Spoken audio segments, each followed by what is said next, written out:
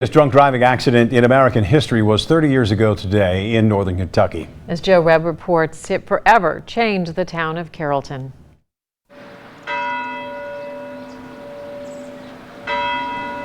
Carrollton, Kentucky is a beautiful place with tree-lined streets, an historic downtown, and America's greatest river in its backyard.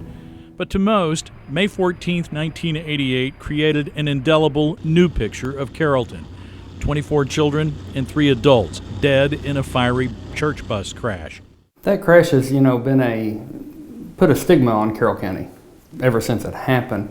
A lot of people don't realize the person, who caused the crash wasn't even from Carroll County, and of course the victims weren't from Carroll County. It just happened on the interstate outside of our, that runs through our county. Larry Mahoney, convicted of driving drunk on the wrong side of I-71 that night, was from Owen County.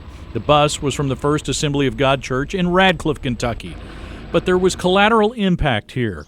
Connie Brock's family is a good example. My mom, Trudy Mahoney, was on jury duty for the bus crash. So she had to go in and go through all of it. Larry Mahoney's trial was the last in the old courthouse. 30 years after the bus crash on the streets of Carrollton, Kentucky, most people have a story about the crash. But 30 years after the crash, most people just don't want to share that story. That is because most have moved on. Nick Marsh says he has moved on, but the crash helped form how he looks at things. When I prosecute a DUI case, it's not just about someone driving under the influence. You also have to think about what could have happened. And this was the absolute worst case scenario for a DUI crash.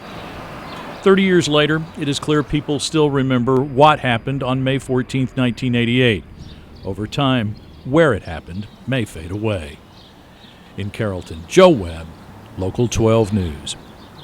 Larry Mahoney served 10 years of a 16-year prison sentence before being released.